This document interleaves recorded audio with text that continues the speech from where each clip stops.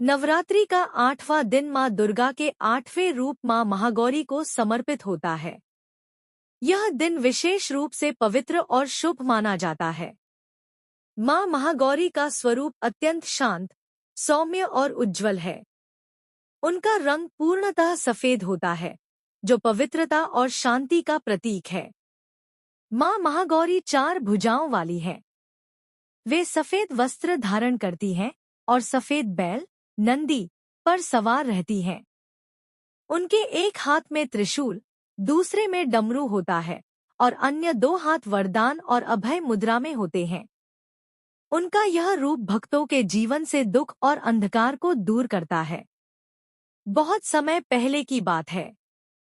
पर्वतराज हिमालय के घर एक अत्यंत सुंदर और तेजस्वी कन्या ने जन्म लिया। यह कन्या कोई और नहीं बल्कि देवी पार्वती थी।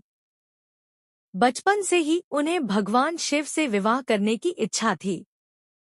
देवी पार्वती ने भगवान शिव को पति रूप में पाने के लिए कठोर तपस्या करने का निश्चय किया। उन्होंने वर्षों तक कठिन तप किया, ना भोजन किया, ना आराम किया। वे केवल भगवान शिव का ध्यान करती रहीं। समय बीतता गया और उनकी तपस्या और भी कठोर होती गई।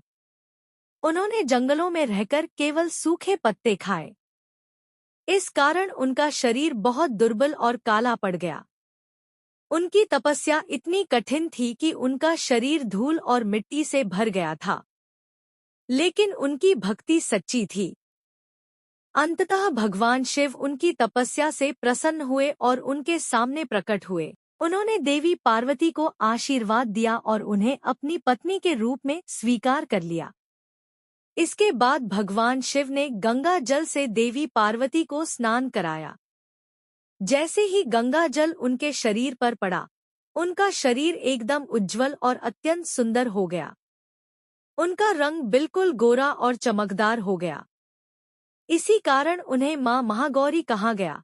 महा अर्थात महान और गौरी अर्थात गोरा या उज्ज्वल। माँ महागौरी अपने भक्तों के सभी पापों को नष्ट करती हैं और जीवन में सुख शांति प्रदान करती हैं। ऐसा माना जाता है कि जो भी व्यक्ति सच्चे मन से माँ की पूजा करता है, उसके सभी कष्ट दूर हो जाते हैं। वे विशेष रूप से विवाह में आने वाली बाधाओं को दूर करती हैं, जीवन में शांति और समृद्धि लाती हैं, मन को शुद्ध और शांत करती हैं। नवरात्रि के 8वें दिन माँ महागौरी की पूजा करने से घर में सुख समृद्धि आती है, दुख और परेशानियां दूर होती हैं, मन को शांति और सकारात्मक ऊर्जा मिलती है। भक्त इस दिन सफेद वस्त्र पहनकर माँ की पूजा करते हैं और उन्हें नारियल, हलवा पूरी और सफेद मिठाइयाँ अर्पित करते हैं। इस कथा से हमें यह सीख मिलती है कि सच्ची श्रद्धा और कठिन परिश्रम से हर इच्छा पूरी हो सकती है। चाहे रास्ता कितना भी कठिन क्यों न हो, अगर मन में विश्वास हो तो सफलता जरूर मिलती है।